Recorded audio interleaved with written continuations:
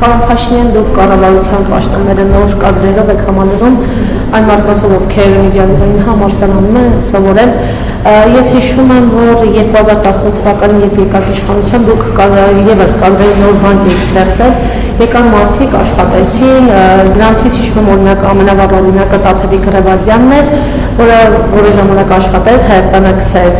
Եվրամիության ավիացիոն սև ցուցակում, ամուսնացավ եւ հեռացավ։ Ճիշտ է, մենք վիճակագրություն չունենք, ես ուզում եմ իմանալ, օրինակ 2018-ից այդ նոր կադրերից կան մարդիկ, որ մինչև այսօր աշխատում են ձեր թիմի հետ, փորձեցի մտաբերել, չկարողացա մտաբերել, եւ ինչ երաշխիք ունեք, որ այս նոր կադրերը որը ժամանակ չեն աշխատի, չեն թողնի եւ չեն հեռանա, ինչպես 2018-ի դեպքում եղավ։ Երկրորդ հարցը, պարոն Փաշինյան, դատական համակարգին է վերաբերում, դուք այստեղ հայտարարել եք մի քանի անգամ, որ դատական համակարգի ձեր դժգոհությունն եք հայտնել, ասել եք կողմնակցված դատական համակարգ է, դրան զուգահեռ տեսնում ենք այլ իրավիճակ, եւ ձեր ստատուսից նախընտրական շրջանում ձեր հայտարարություններից հետո անդիմադիր գործիչներ, այդ թվում Սամվել Կարապետյանը, Գագիկ Ծառուկյանը, Անդրանիկ Թեբանյանը ձերբակալվեցին, ապա կալանավորվեցին։ Հիմա հարց, դուք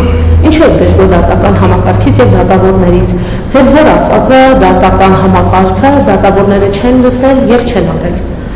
Եվ վերջին հարցը Վարդաշենի հետ կապված, ես ճիշտ եմ, մեկ անգամ այստեղ այդ հարցը ձեզ տվել եմ,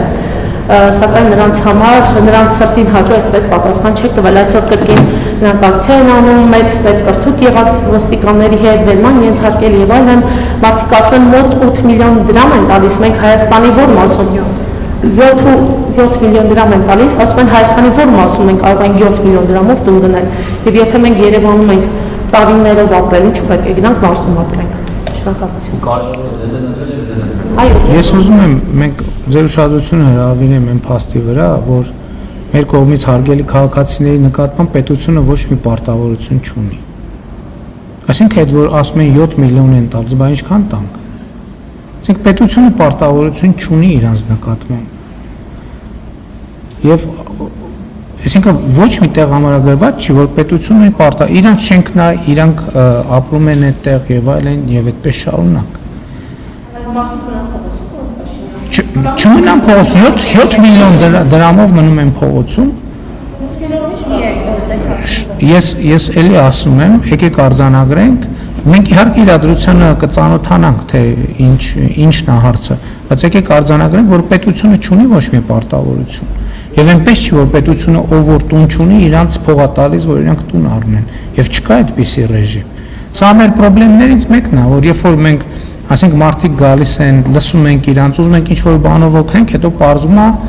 որ քիչ ենք օգնում, հետո կրկնապատկում ենք, հետո ասում են էլի քիչ է, հետո եռապատկում են, հետո ասում են էլի քիչ է։ Բայց դա մոտեցում միշտ չի, որ այդ մոտեցումը արդարացված է։ Ես հիմա ձեր ասած դեպքի մանրամասները չգիտեմ, կիմանամ ինչի մասին է խոսքը, ենթադրում եմ ինչ-որ դիմում նամանք գրում են, բայց էլի եմ ասում, որ մենք պետք է արձանագրենք հետևյալը, որ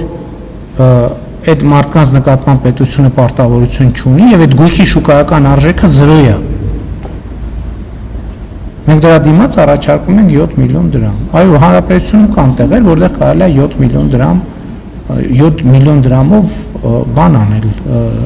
գույք ձեռք բերել կամ կեցություն ապահովել։ Ինչ վերաբերում, բայց էլ եմ ասում, կոնկրետ իրադրությունը, քանի որ մանրամասներով չգիտեմ, ես սա որպես շրջանակային պատասխան եմ ասում։ Դատավորների հետ կապված, այսինքն իսկ ով ասեն ընդհանրապես, որ Գագիկ Ծառուկյանը այս ողջ ընթացքում պետք է լիներ ազատության մեջ։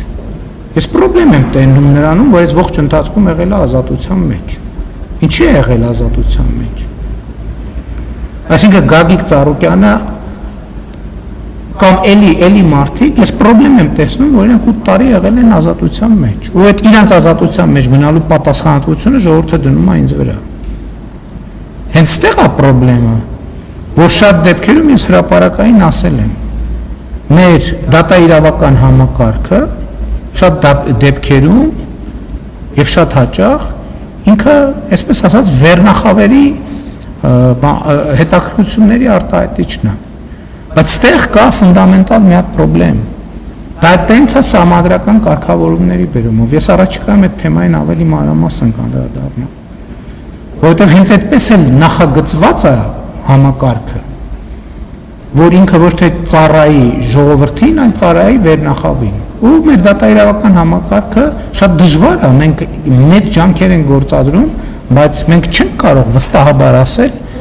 որ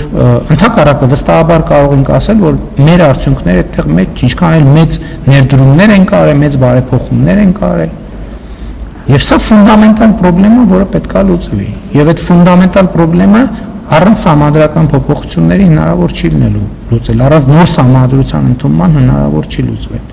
Իսկ առաջինի մասով դուք կոնկրետ հարց եք տալիս, ես տամ կոնկրետ պատասխան։ Այո, կա այդպիսի մարդ, օրինակ Սուրեն Թովմասյան, որը 2018 թե 19 թվականից կադաստրի կոմիտեի ղեկավար։